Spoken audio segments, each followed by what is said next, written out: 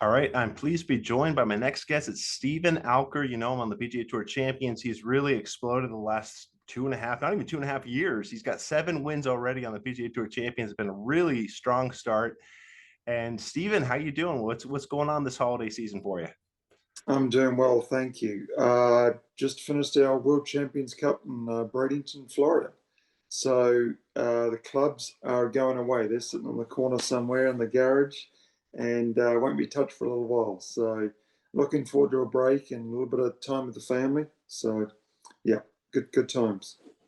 Yeah, I know that you're talking about putting the clubs away. Is that a hard thing for a competitor like yourself? Because I know your caddy, Troy Martin, says that you're one of the hardest working players in golf, especially on the Champions Tour. So how do you manage all that?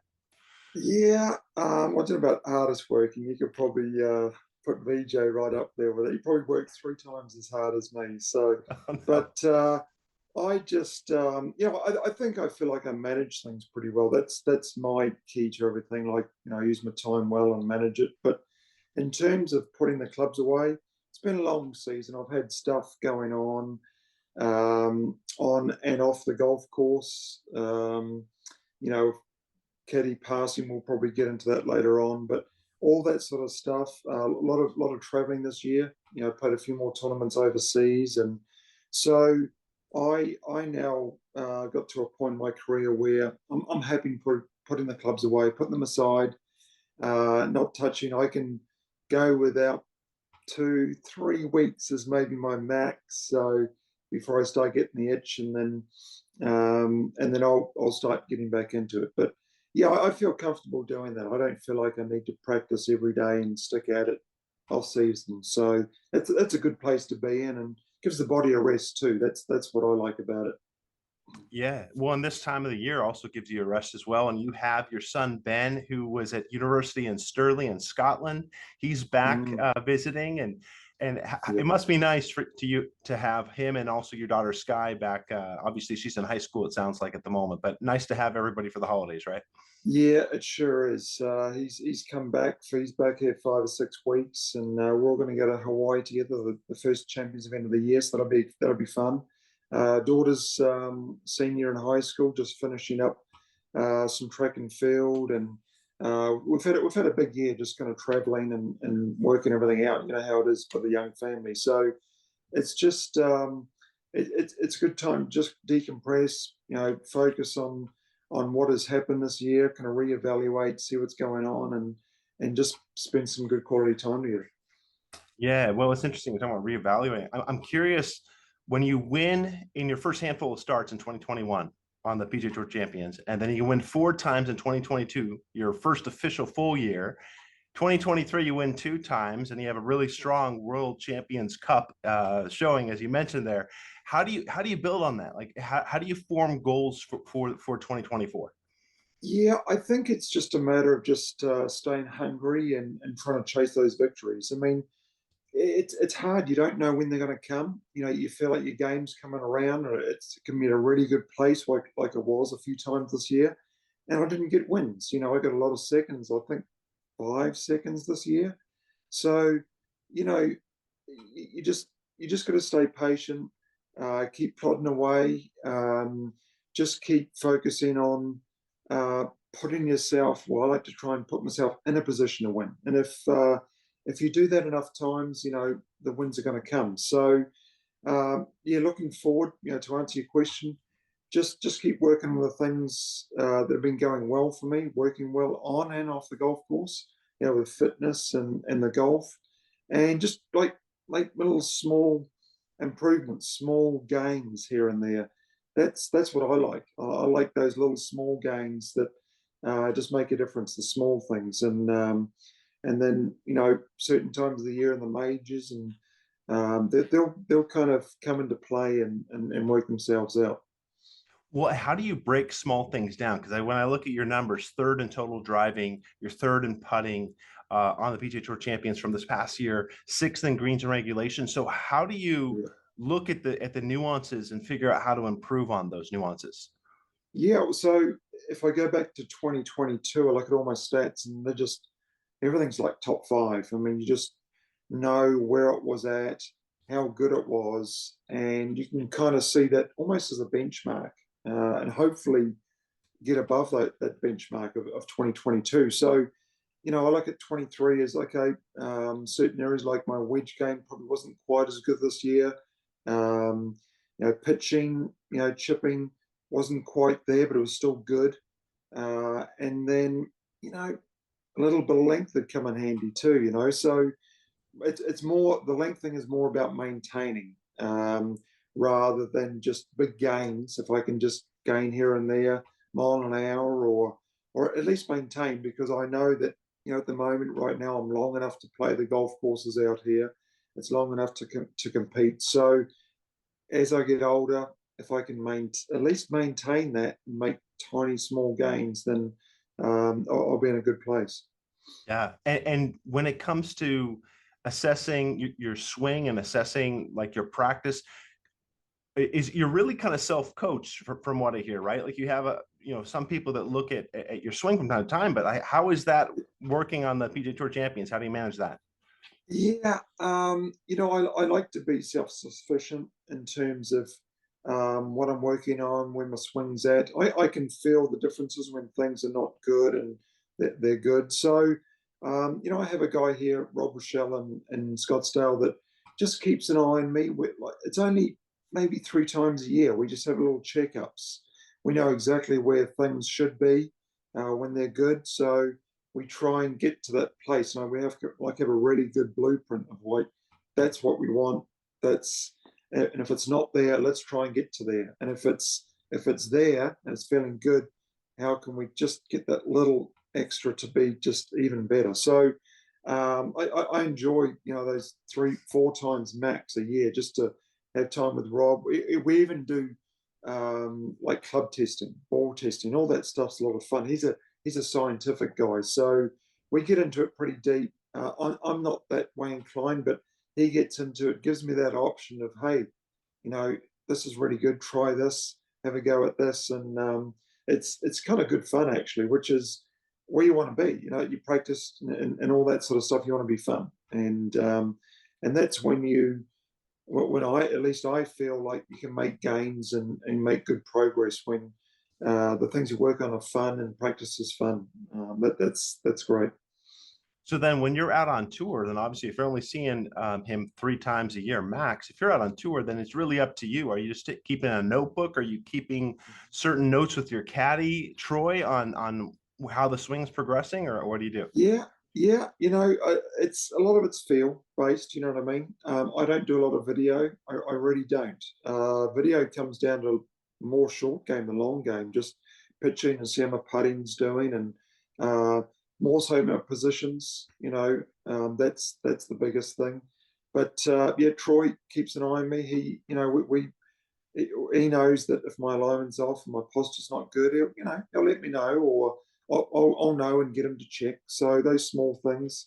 But on the golf course, as I said, and on the road, I'm just feel like I'm self-sufficient. I'm in a place where I know my swing very well. I've got a good blueprint, and when things get a little bit off track, I know there's only 2-3 things that I need to go back to and fall back on and go, yep, let's do this, and normally things just kind of get back on track. It's that easy.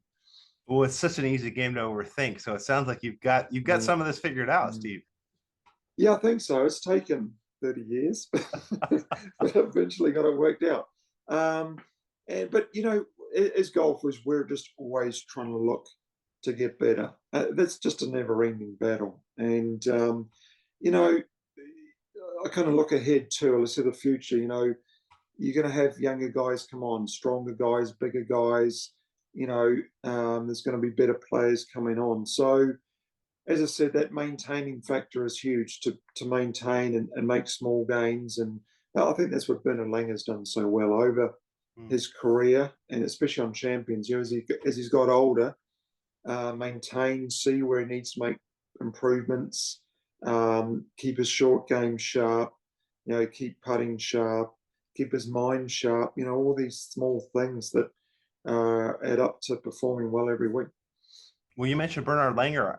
Anything you've learned just obviously watching him as you described there, and watching him and speaking with him in these couple years you've been on tour with him?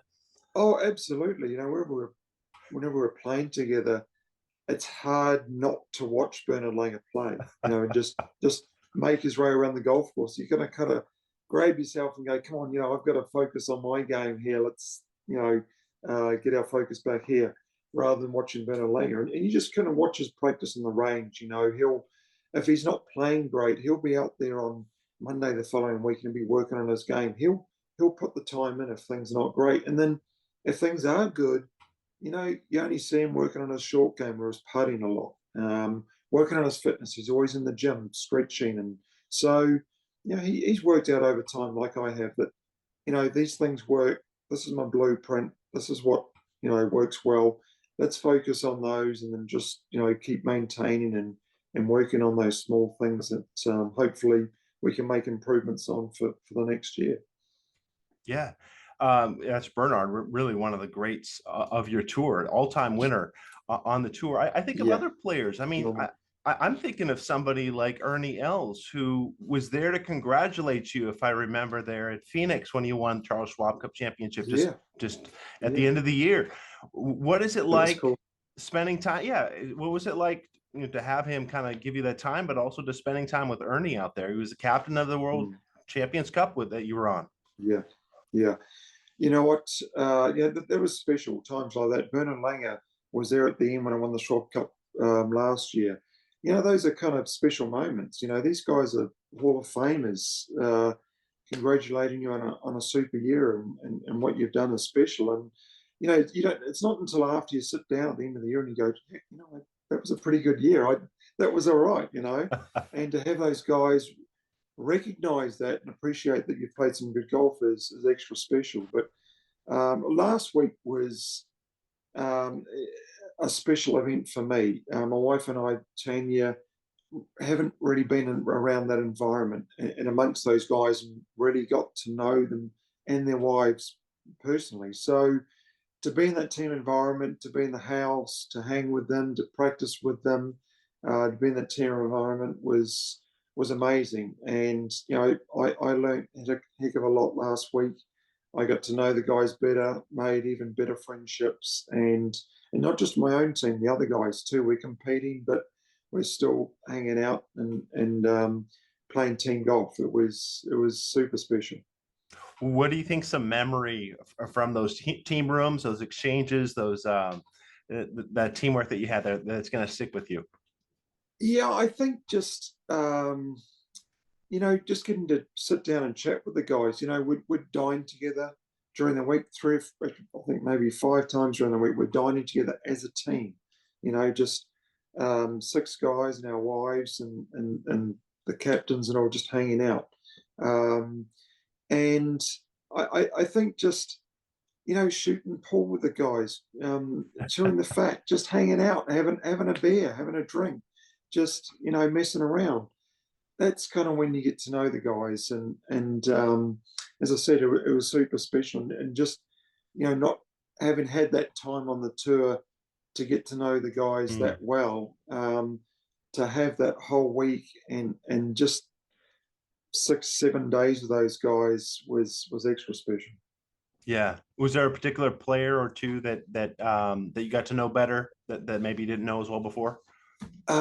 Just all the guys, even KJ, English is limited, Right. and his wife is super sweet, and got to know them really well, and more about their family.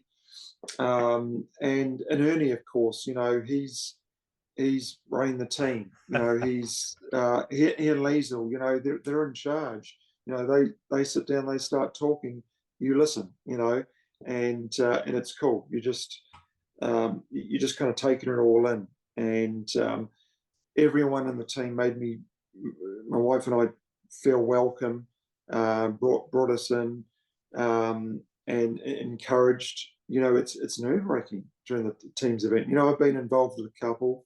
Yeah. One, 5-6 years ago in China was a little more relaxed, but my last one was really the big one. Was the Dunhill Links Trophy, which we We used to have it. There used to be a 3-man teams event at St Andrews every year. That's I think the last one was like I don't know 18, 20 years ago. So it's been a long time, and to have those guys kind of bring me in and just encourage me and words of wisdom and just have that first tee memories there with the guys and just go in and leading the team out. That's was extra special for me. Ernie said, Yeah. Steve, let's get out there on. You're going first on at the week on Sunday. We want you out there. Go get some points. And I thought, okay, there's a bit of pressure there, but it was like cool. I'm first man out. I've got to go get some points. Let's go get some points for the captain. And it worked out, and that was really neat. Yeah, and even though your team didn't win, the U.S. was the winner of the team event there. You still beat Steve Stricker. You were first out, and you took down the hottest player of the entire year on the PGA Tour Champions. I mean, that had to feel good, right? Yeah, it did. It did. And obviously that's not what it's all about. Right. You're trying to get as many points as you can, but you want to win your sessions. You want to, doesn't matter who's. I would have played against anybody, but to have Stricker and win those sessions was great. But just to have a teams event be so close like that with so many points available, 3 teams, no one knew what to expect. Just to come down to the last hole was amazing. And to know that, I was out front and putting points on the board, and hopefully the guys seeing that and being, kind of fired up and to try and help the team, it was really cool. So, it's a special event, and I hope it carries on. It's on the schedule already for next year. And I think the guys that didn't play in it maybe turned down a spot. I think they're going to want to have a crack at it next year. They're going to want a place in those teams because it was a heck of a lot of fun. Well, and you give yourself credit. You were the leading international team player with amount of points that you won that week. So really good performance from you. And also you had mentioned that a lot of these guys you hadn't got to know as well on the PGA Tour because you weren't out there as much. You were on the Corn Ferry Tour and various other tours. So I'm curious, like in your ascension to the PGA Tour Champions, as you've just exploded in the 2 years and 4 months that you've been on PGA Tour Champions, what do you really dial that up to?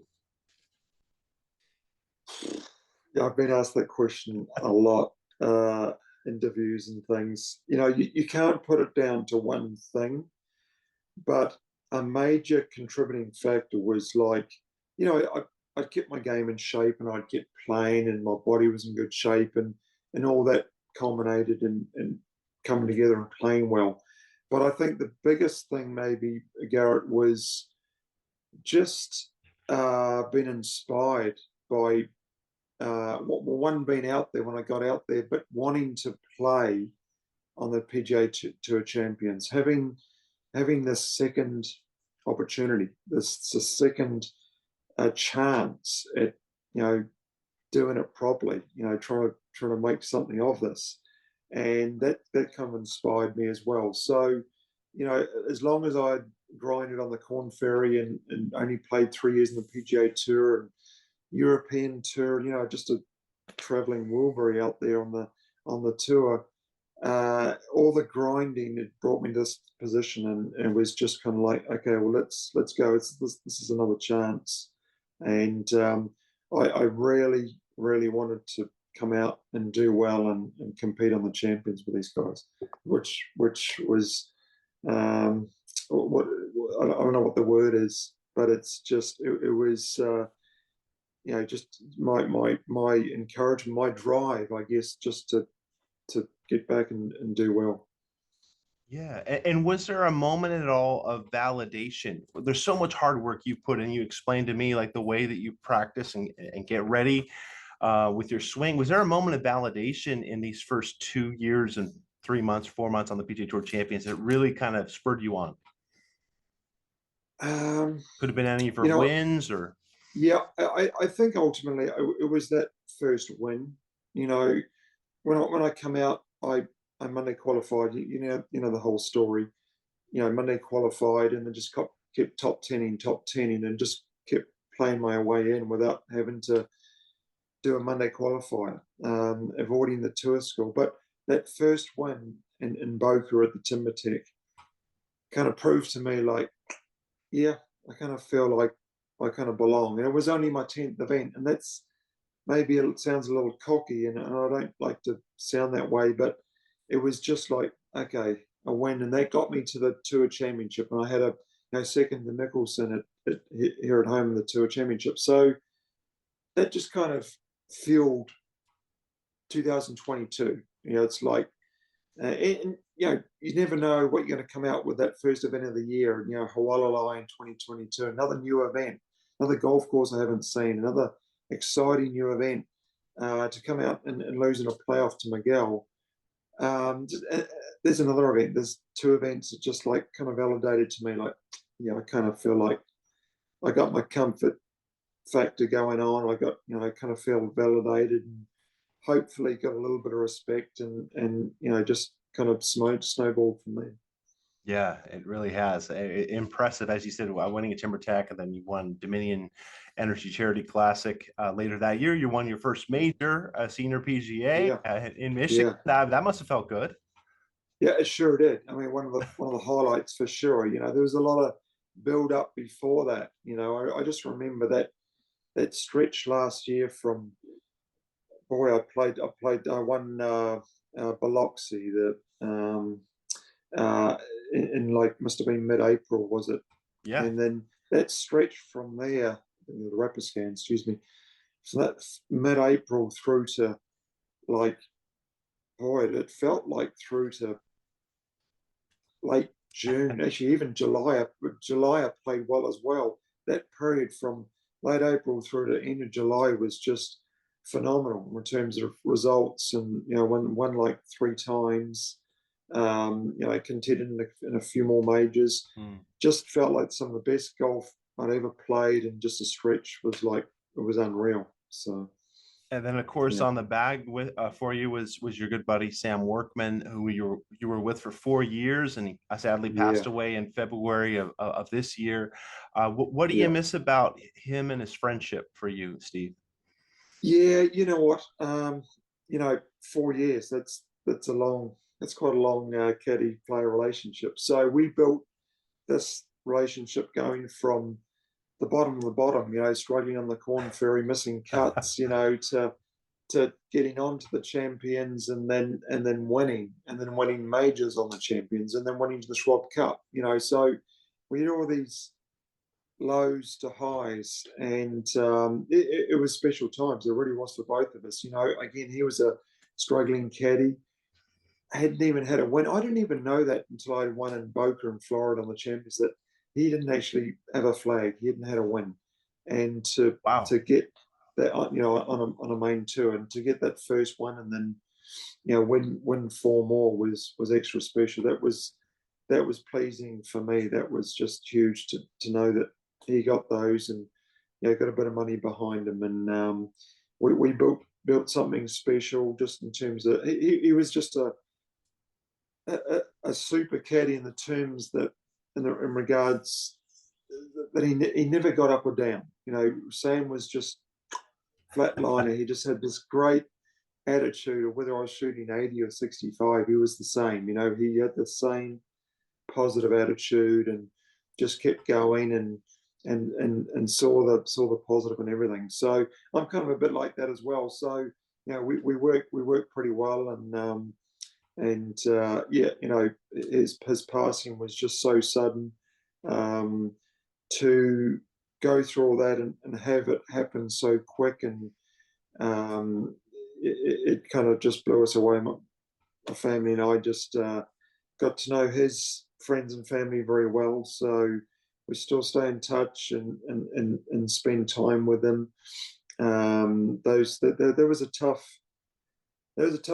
couple of months, really, just actually longer than that, because I had to go through all that and do that with his family, and then to try and find another guy, and I was fortunate in finding, getting Troy Martin out of my bag, who's been on the Champions Tour for 20 years. So.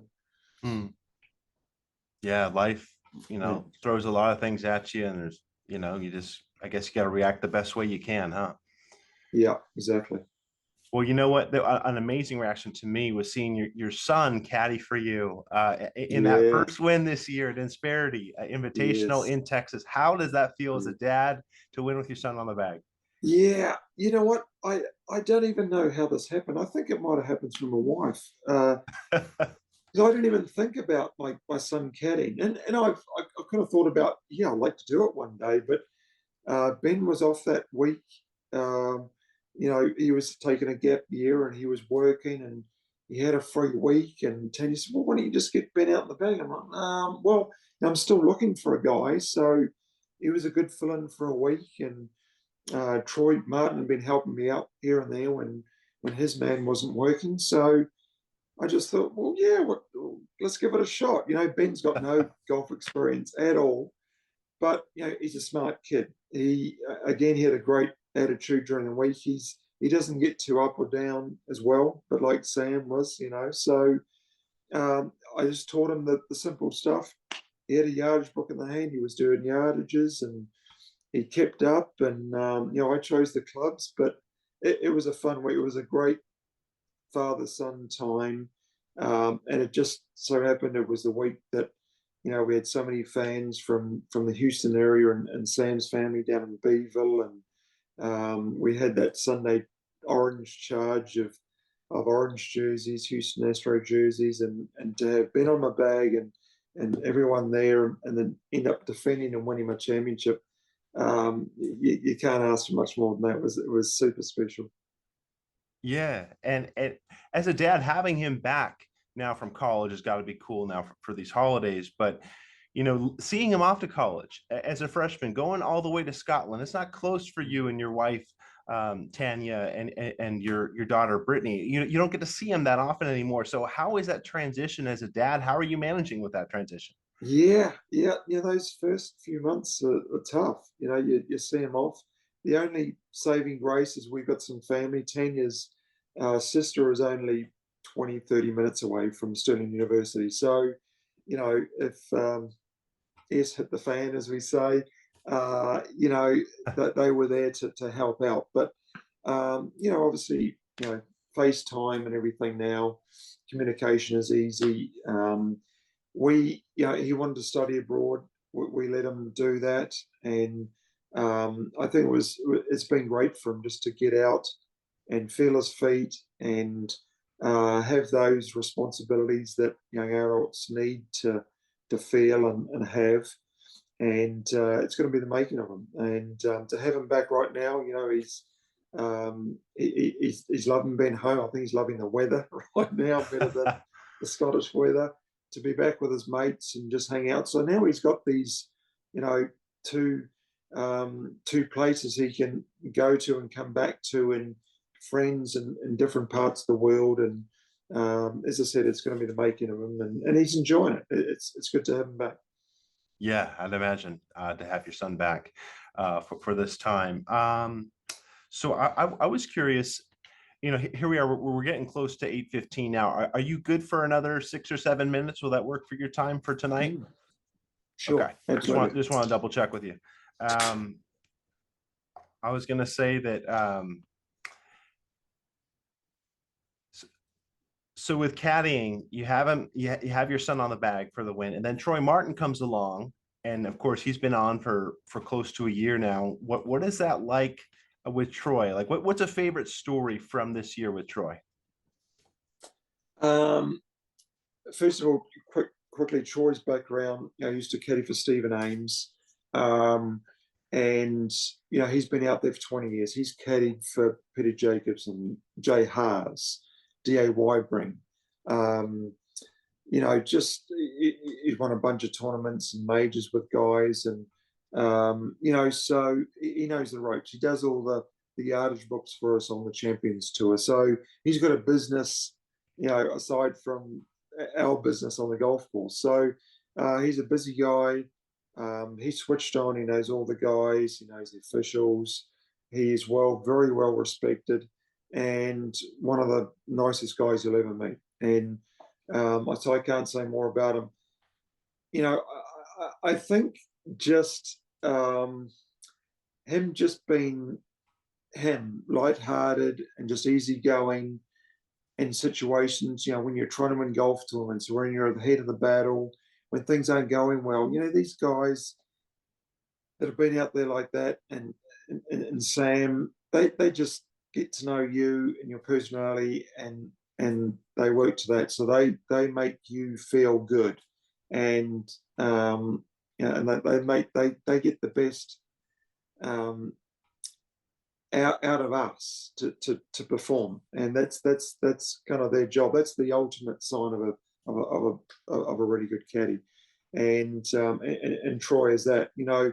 Um, Stories wise, like this week, for example, um, you know, in the team room, just cracking jokes and telling stories that, from 20 years ago that, just no one's heard. I mean, it's hilarious. And those are super special times that, if I wasn't with Troy, you'd never hear those stories, and that's pretty neat. But I found a super guy, and a guy that I trust, and who's actually very much like Sam in terms of being on the golf course, and very, just doesn't get up and down, stays the same, and has a great attitude, and that's all I can ask of a guy. Yeah. Quickly going back to your kids, your son Ben and your daughter Sky. Your wife is from England. We know that, and you're from New Yes, Zealand. But they lots of send passport. exactly. They tend to Yeah, have what I hear a British accent, not a they do. Kiwi accent. So what's the deal with that, They Steve? do. No, I haven't got the Kiwi accent in them at all. We haven't spent a lot of time down in New Zealand, but they did some school in the UK, and obviously being around mum, when I'm traveling and things when they were young, just kind of rubbed off. And yeah, I mean, that's cool with me. A lot of people recognize it, and think it's great, Um, and I think, they were born in America here. The opportunities that they have, having an American passport, having the English passport from mum. We haven't got the New Zealand passport yet, but literally we're in the process of doing that. So they've got these amazing opportunities with three different passports to So kind of go wherever crazy. they want, study wherever they want, work wherever they want. That's kind of neat. So I think we've tried to teach them, respectfully, that they have these opportunities. You get a lot of responsibilities. Um, Having these opportunities, and that's I think they'll be better for it. Just that's what you try and do, right? You want your kids to be good human beings, and see the world and get experiences. And I think the way we've raised them, and the travel and the places they've seen, and the passports they've got will do that. Yeah, no, I love hearing you talk about your kids. Obviously, very passionate, and as you should be, and very proud. I can hear in your voice. I want to transition just in the last 3 minutes of this. Just want to briefly go your practice routine when you get to a round of golf, right? That how long is it typically going into a competitive round, and what tends to be the focus? So sorry, you're talking about my practice? Yeah, your practice warm up, your range Yeah, warm up, overall warm up for yeah. a competitive round. I'm kind of well, on the range, I'm a 45-minute guy. Wow. Any more than that, it's kind of feels like it's more of a practice session than a warm up session. So, I that doesn't mean I get to the golf course 45 minutes and try and rush it all in. I'm at the golf course at least an hour and a half to 2 hours before. Might be something to eat. I'm doing my stretching, my warm up routine to get the body loose, and so I'm ready for the range. Normally, do some short game before I hit the range, so it really kind of falls within an hour. But once I hit the range, 30, 35 minutes hitting balls max, 10 minutes putting, um, you know, before I actually go out on the golf course, and then I'm on the tee. So, everyone's different. VJ's different. I saw all the guys last week. It's these six guys here. You know, I'm the first man out, but I wouldn't see a guy. I think Stephen Ames was playing behind me. I literally didn't. I might have seen him like for 5 minutes on the range before I went to the to the putting ring to go to the tee. So he's Right. like a more of a like a 20-minute guy, 25-minute guy. So all these guys have got different routines. VJ's there, like he was last guy off, and he's actually there before Ames, who's behind me. So you're all these different routines. But for me, I think I got it pretty much down. I tend to hit the same clubs. I'll warm up with a pitching wedge, sometimes a sand wedge, but pitching wedge, all the even clubs, pitching wedge, 8-iron, 6-iron. If there's a 4-iron in my bag, 4-iron. Some 5 woods, 3 woods, in with drivers, few pitches, and I'm on the putting green go. It's really that simple. I've done that for years and years. Why don't I change it? I'm not a big superstitious guy, but I just kind of feel like that's my thing. I feel good doing it, and that gets me ready to play. Yeah. And you just want to see shot shapes. You just want to get your body warmed up. That's the kind of the key, right? Yeah, exactly. And even before I go out, there's a lot of time if I'm struggling with a few holes in a golf course, like a tee shot or might be a tough par 3, I'll play those holes. That'll be the last thing I do before I walk off the tee, is actually play the hole. So the first hole might be a driver and a 5-iron, tough par 4. I'll actually play the hole before I go out the golf course. Might be 17, might be a tough par 3. I might hit that exact shot how I want. Might be a 6-iron over water.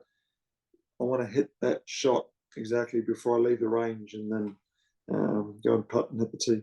So Yeah.